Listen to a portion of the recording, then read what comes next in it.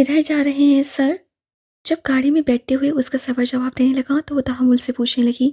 अब वो उसे अपना फ़ादर तो सचमुच नहीं कह सकती थी, इसे सर कहना मुनासिब समझा। एयरपोर्ट, मुख्तसर सा जवाब दिया। एयरपोर्ट? हम वहाँ क्यों जा रहे हैं? वो हैरत और शौक से फहाद साहब की जानिब देखते हुए पूछने लगी। क्योंकि हम न्यूयॉर्क जा रहे हैं, उन्होंने आराम से जवाब दिया, जबकि हीर की हथेलियाँ नम होने लगी। हम वहाँ क्यों जा रहे हैं? मैं नहीं जाऊँगी, मुझे वापस पाकिस्तान जाना है। वो जो तब से खुद को बहलाने की कोशिश कर रही थी, वापस से उसका दिल खौफ और अज़ियत से बंद होने लगा। मैं वहाँ रहता हूँ, इसलिए तुम्हें मेरे साथ उधर ही जाना होगा। वो जो वापस जाकर अपने दोस्तों से मिलने का सोच रही थी, न्यूयॉर्क जाने पर उसका दिल टूटने लगा। तो प्लीज़ मुझे वहाँ नहीं जाना। उससे कमज़ोर लहजे में एहतजाज किया, क्योंकि वो जानती थी उसके सुनने वाला कोई नहीं है। जब सामने से कोई जवाब नहीं आया तो वो खिड़की की जानिब चेहरा करके खुद से जूझने लगी। तुम स्ट्रॉन्ग हो हीर, सब ठीक हो जाएगा, तुम्हें किसी की ज़रूरत नहीं है। वो दिल ही दिल में अपने आंसू खुश करते हुए बोलने लगी।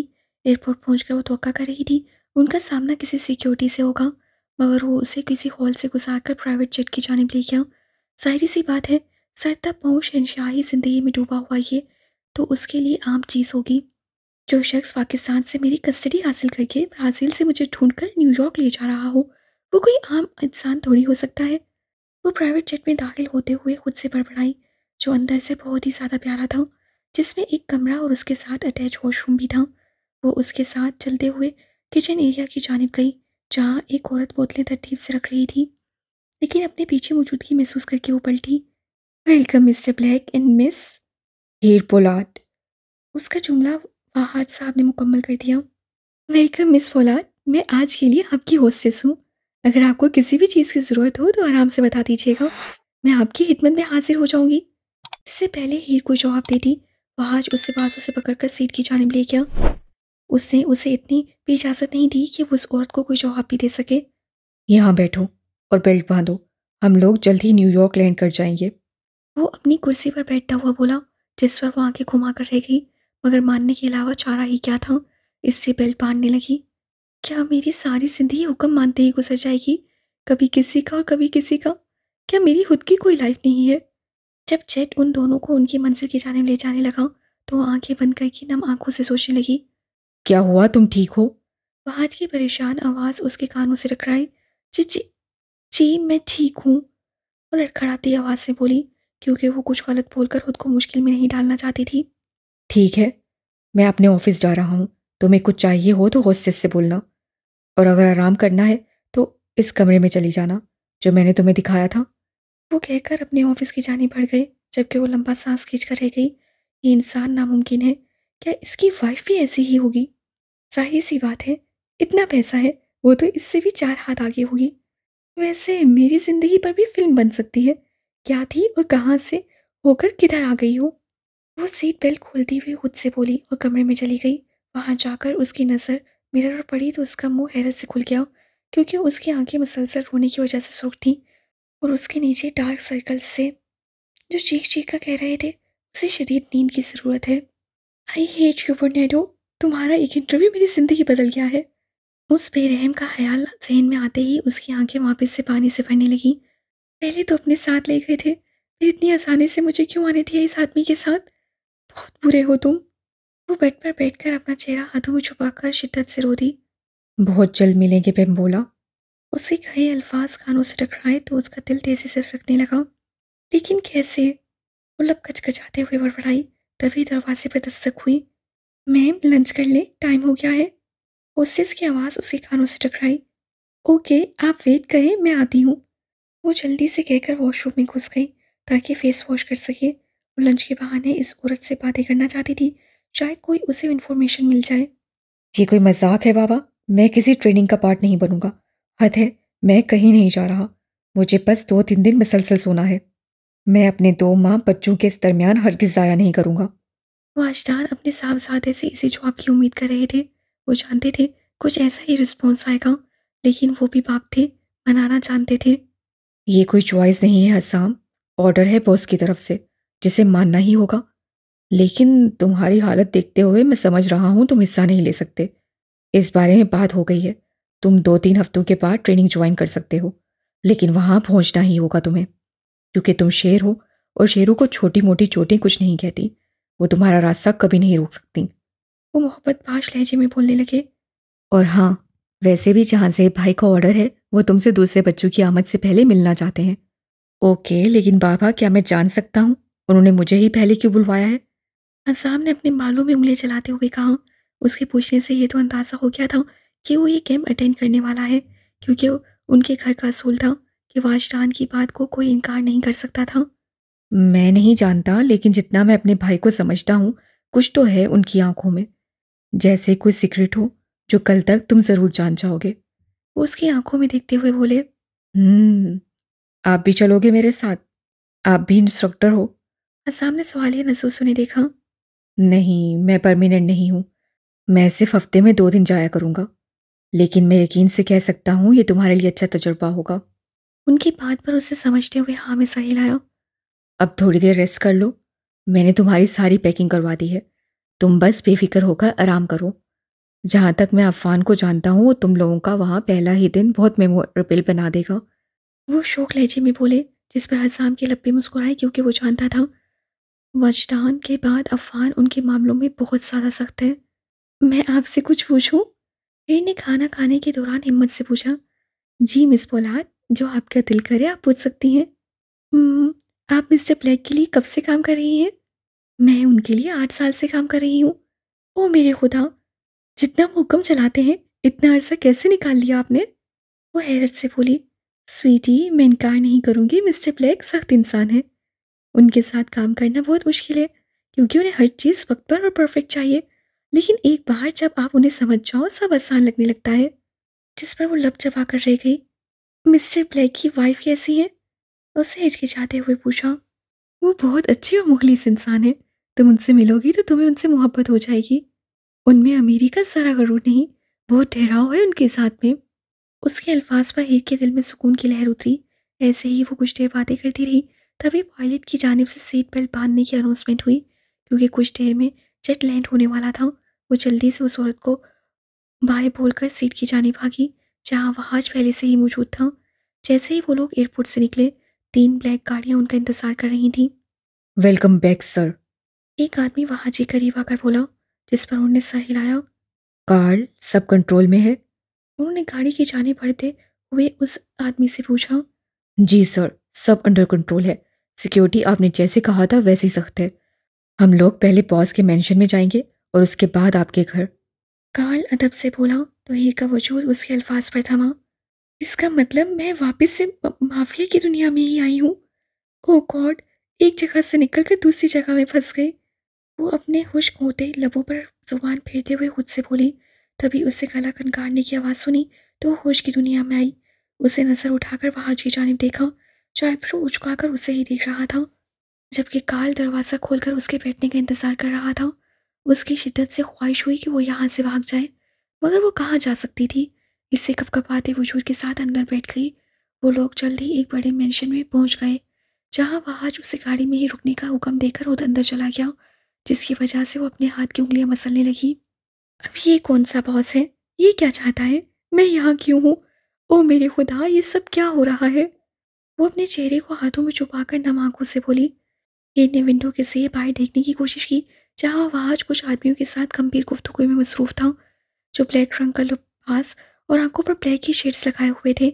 उसे लगा जैसे वो यहाँ किसी आम इंसान से नहीं, बल्कि पास आते खुद प्रेसिडेंट से मिलने जा रहे हों। कुछ देर बाद वहाज उसके करीब आया और उसे अपने साथ मेंशन के अंदर ले गया, जो कि जानलेवा खूबसूरत था। वो मुंह खोले आसपास चीज़ों को देखने में मसरूफ थी कि अचानक उसकी नज़र ऊपर की मंजिल की जानिब गई, जहाँ वहाज खड़ा उसी का इंतजार कर रहा था। वो जल्दी से सीढ़ियाँ क्रॉस करके उसके पास गई, जो उसे अपने साथ लेकर उसी फ्लोर के आखिरी हिस्से की जानिब जाने लगा। वो एक दरवाजे के सामने जाकर रुक गया, जिसका रंग ब्लैक था। उसे दरवाजे पर दस्तक दी। वो कमरे से जवाब आने का इंतजार करने लगा। जब अंदर से जवाब आया तो वह हीर को अंदर दाखिल होने का इशारा करके खुद भी कमरे में चला गया। हीर ने धड़कते दिल के साथ आसपास देखा तो उसे वो कमरा ऑफिस लगा, जिसकी दीवार फुल लाइब्रेरी जैसी थी, जिसमें काफ़ी ज़्यादा किताबें पड़ी हुई थी। वहाँ 2 लार्ज साइज के सोफे पड़े हुए थे, फिर एक कुर्सी, और उसके सामने टेबल पड़ा हुआ था, जबकि उस कुर्सी पर एक आदमी बैठा था जिसका आधा चेहरा मास्क में छुपा हुआ था। सिर्फ उसकी आंखें नुमायां दिख रही थीं। लेकिन हीर को वो हाथ से भी ज़्यादा पावरफुल और रौबदार लगा। उसके देखने पर ही उसका वजूद कँप आया। हीर हाथों को मसलते हुए वहाज की जानिब देखने लगी, जो उस आदमी से मिलने के बाद किसी सिपाही की तरह ताबेदारी से खड़ा था और उस आदमी की कमांड का इंतजार कर रहा था। तुमने बहुत अच्छे से अपनी जॉब की वहाज। अब तुम मुझे थोड़ी देर हीर के साथ अकेला छोड़ दो। ठीक 30 मिनट बाद अंदर आना, ये तुम्हारे साथ घर जाने के लिए तैयार होगी। उसकी सर्द आवाज़ हवा में गूंजी तो वो खुद में सिमटी। वहाज सर हिलाकर एहतराम से वहां से निकल गया। हीर की शिद्दत से ख्वाहिश हुई, काश वो उसे इस आदमी के साथ अकेला छोड़ करना चाहता, जिसकी मौजूदगी उसे जिंदा निकले जा रही थी। Take a seat. उसकी हुक्मी आवाज़ पर वो खौफ से तकरीबन उछली, मगर वो जल्दी खुद को संभाल कर सोफे पर बैठ गई। उसकी आंखों की तपिश अपने वजूद पर महसूस कर सकती थी, लेकिन उसमें इतनी ताकत नहीं थी वो उसके सामने नजरें उठाकर देखे। मेरा नाम JR है। मेरा एक ऑर्गेनाइजेशन है जिसका मैं सरबराह हूँ। वो रोबदार लहजे में आहिस्ता आहिस्ता बोलने लगा, जबकि हीर का दिल बेतरतीबी से धड़कने लगा। और जितनी लग्जरी लाइफ आप गुजार रहे हैं, यकीनन ये ऑर्गेनाइजेशन माफिया की होगी और आप उसके बॉस। वो खुद को कंपोज करके टोटोक लहजे में बोली। You are such a smart women. उनकी मुस्कुराती हुई आवाज़ उसके कानों से टकराई तो वो अपनी मुट्ठियां भींच कर रह गई। मतलब हद है, हर कोई उसे अपने फ़ायदे के लिए इस्तेमाल करना चाहता है। क्या चाहते हो आप मुझसे? इतनी ज़्यादा मुशक्क़त की है आपने मुझे यहाँ लाने के लिए, कुछ तो हाथ होगा। मेरे पास ऐसा क्या है जिसकी आपको अशद ज़रूरत है? वो जानते थे कि उसके पास स्मार्ट माउथ है, लेकिन वो हरगिज़ उम्मीद नहीं कर रहे थे कि वो उनके सामने इतनी कॉन्फिडेंस से बात करेगी। उन्होंने अपने टेबल से रिमोट उठाया और टीवी पर एक वीडियो चला दी। ने तजस्सुस से स्क्रीन पर चलती वीडियो को देखा, जो उसके आखिरी मैथ के कंपटीशन की थी। लेकिन वो समझ नहीं पाई इस वीडियो का ताल्लुक उसके यहाँ होने से क्या है, इसलिए नासमझी से सामने बैठी शख्सियत की जानिब देखने लगी। मैंने इस वीडियो से अंदाज़ा लगाया है कि तुम इंतहाई पेचीदा सवाल सेकंड्स में हल कर लेती हो।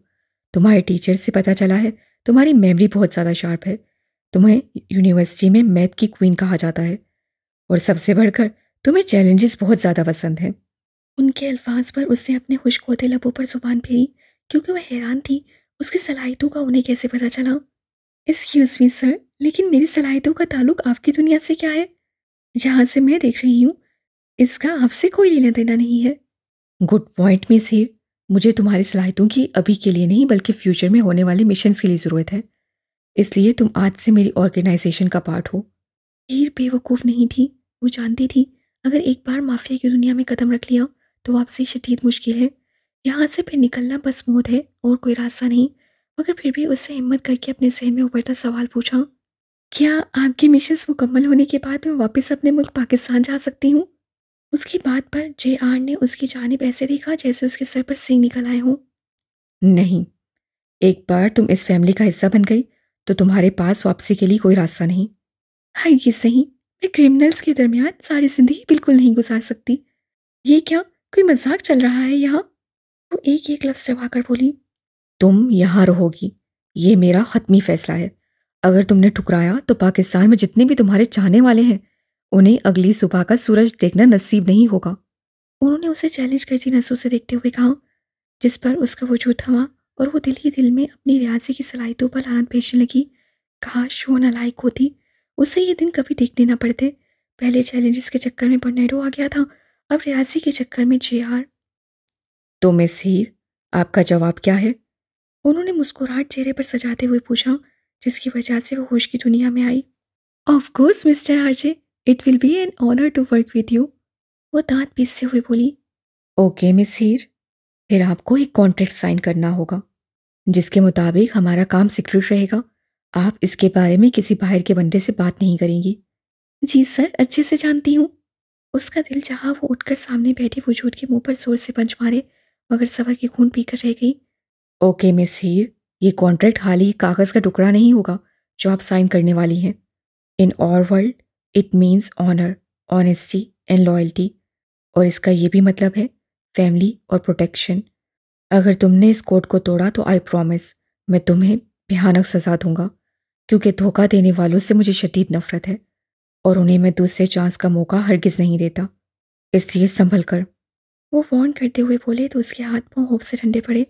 वो बेतरतीब होती सांसों के साथ उस आदमी को देखने लगी, जो अब ड्रॉअर से कागज़ निकालकर उसके सामने रख चुका था।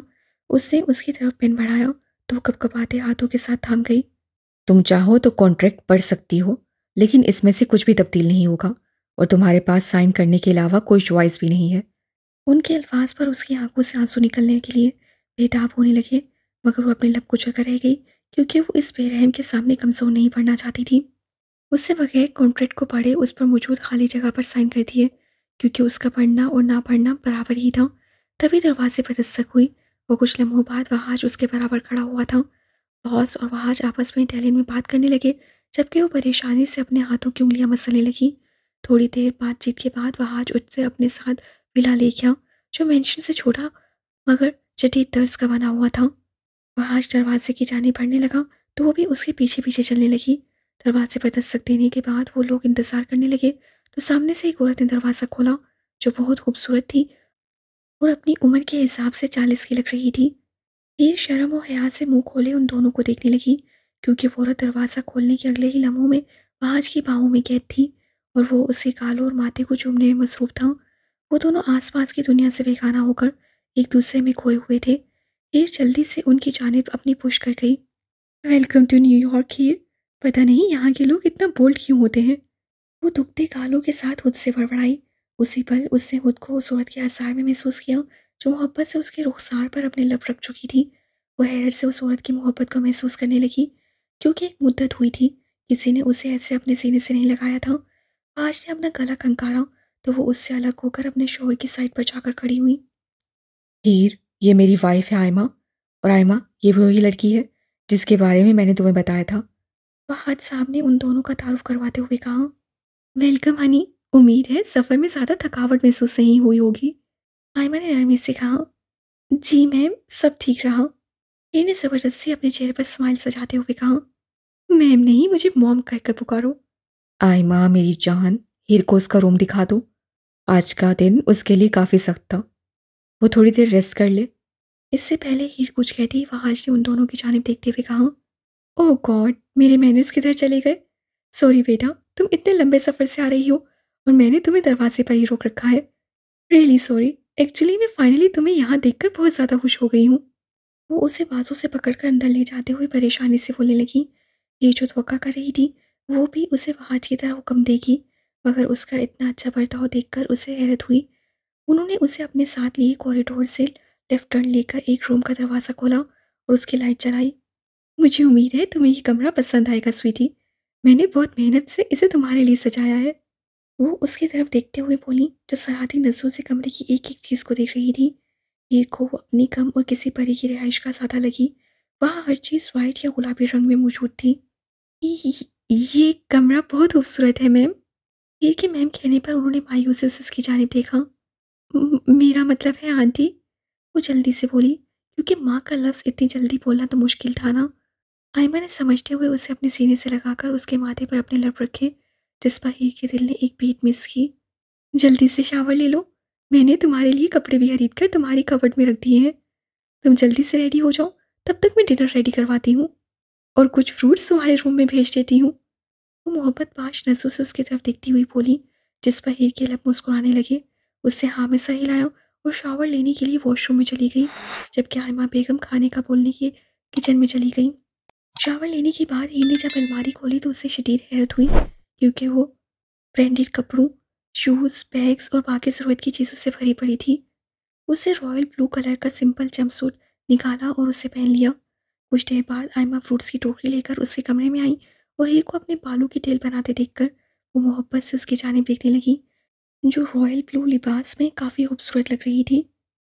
आंटी शुक्रिया हर चीज़ का, कसम से आपकी चॉइस बहुत आला है। वो उनके करीब आकर बोली, जिस पर वो मुस्कुराने लगी। बेटा, थोड़ी देर तक डिनर तैयार हो जाएगा, तब तक आप थोड़े फ्रूट्स खा लो। शायद तुमने कुछ नहीं खाया हो, ये खाकर अच्छा लगेगा। वो टोकरी साइड टेबल पर रखते हुए बोली, मैं ज़रा वहाज को देख लूँ, फिर मुझे तुमसे बहुत सारी बातें करनी है।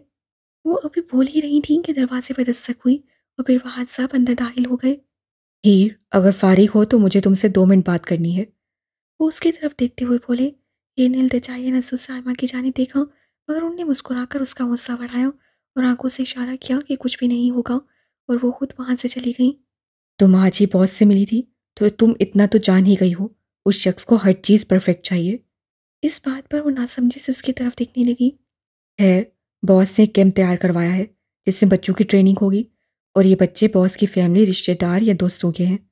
बॉस चाहता है कि तुम भी इस कैंप का पार्ट बनो, क्योंकि ये तुम्हें ज़हनी, जिस्मानी और इमोशनली मजबूत बनाने में मदद करेगा।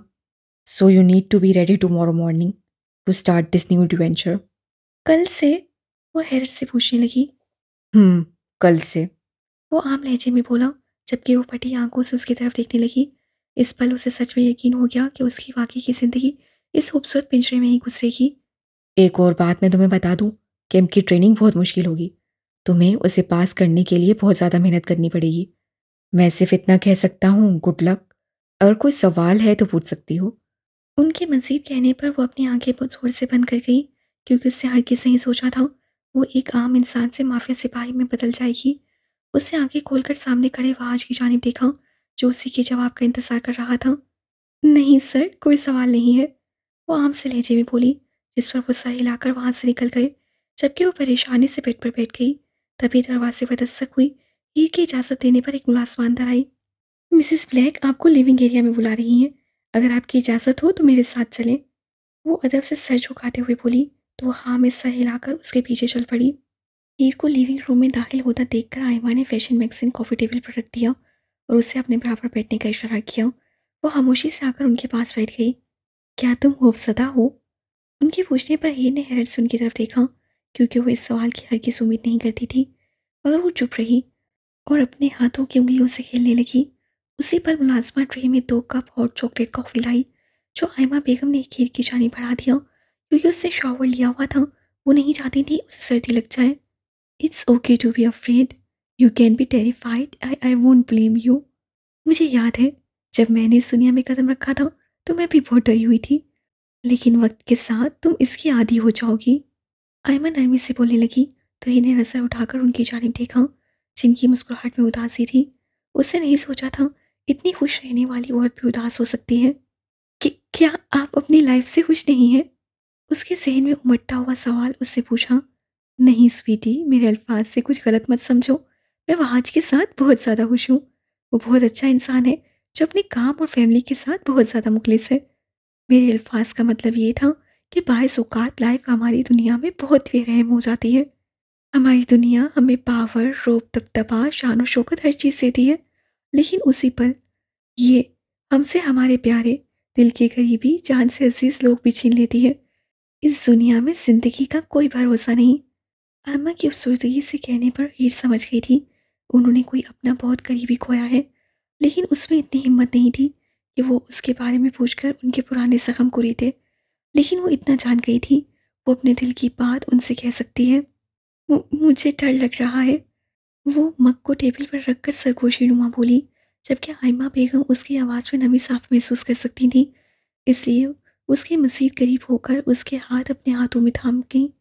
हीर, तुम बहुत स्ट्रॉन्ग हो मेरी जान। इस ट्रेनिंग के दौरान तुम अपने हर किस्म के डर पर काबू पा लोगी। तुम्हें कैंप में कुछ नहीं होगा।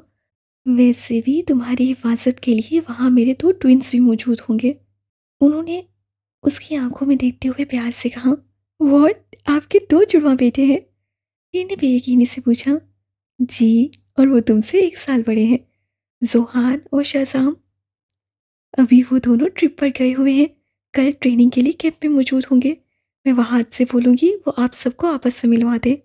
आयमा ने मुस्कुराते हुए कहा, तो हीर के लब भी मुस्कुराए, क्योंकि उसे अब समझ आया था इस औरत में माँ वाला सुकून क्यों था, क्योंकि वो बाज़ाते खुद एक बहुत अच्छी माँ है। हीर, तुम्हारी मुस्कुराहट बहुत ज़्यादा खूबसूरत है मेरे बच्चे। ज़्यादा से ज़्यादा खुश रहने की कोशिश किया करो। ज़िंदगी बहुत मुख्तसर सी है, इसलिए इसका हर पल जी कर गुजारो। हर गुजरते लम्हे के साथ उसके दिल में आयमा के लिए जगह बढ़ने लगी, क्योंकि वो उसे इस डार्क दुनिया में उम्मीद की किरण जैसी लगी। मुलाजमा ने आकर खाना तैयार होने का बताया, तो आयमा उसे अपने साथ लेकर डाइनिंग टेबल पर पहुंच गई, जहां सबने मिलकर खाना खाया और फिर सोने के लिए अपने अपने कमरों में चले गए।